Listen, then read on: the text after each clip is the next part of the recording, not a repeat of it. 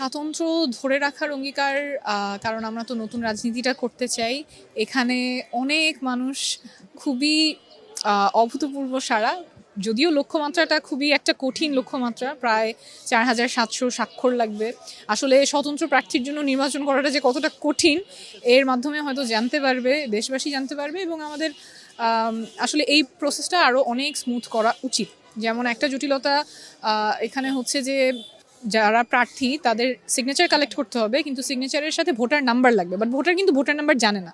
আপনি এখানে যে কাউকে জিজ্ঞেস করেন, বা আপনি নিজেও ভোটার নাম্বার জানবে হচ্ছে ইলেকশনের 2-3 দিন আগে, কিন্তু আমার সিগনেচারটা কালেক্ট করতে হবে আজকে।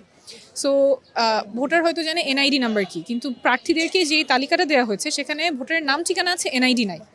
তো যাই হোক, অনেকগুলো জটিলতা।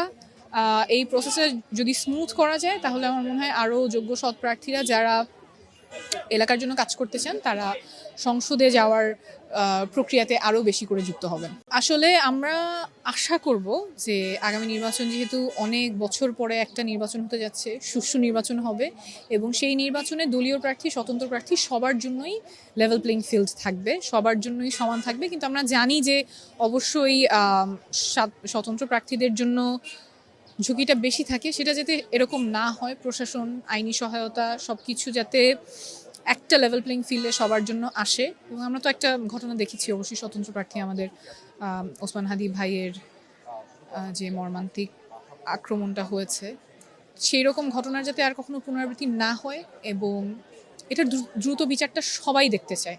আজকে যারা আসছেন তারা কিন্তু আমাকে বলে যাচ্ছেন বিচারটা যাতে হয়। পরিস্থিতি অবশ্যই সংকটাপন্ন।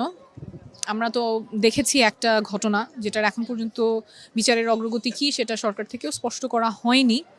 তো আমাদের অবশ্যই প্রয়োজন যে শহীদ ওসমান হাদির ক্ষেত্রে বিচারটা কতখানি এগিয়েছে সেটা সরকার থেকে স্পষ্ট করা, এবং যারা প্রার্থী আছে তাদের নিরাপত্তা জোরদারে কী কী পদক্ষেপ সেটাও যাতে সরকার স্পষ্ট করে। এবং অবশ্যই দলের সাথে যখন নির্বাচন হয় তখন এক ধরনের সাপোর্ট থাকে, দলের নেতাকর্মীরা সাথে থাকে।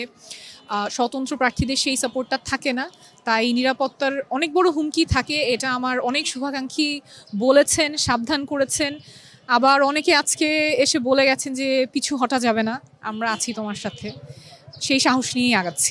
সবার জন্যই শুভকামনা থাকবে, এবং আমি যেহেতু দায়বদ্ধ আমার জনগণের প্রতি, মানুষের প্রতি নতুন রাজনৈতিক বন্দোবস্ত নিয়ে কাজ করার জন্য, সেই কাজেই মনোনিবেশ করতে চাই।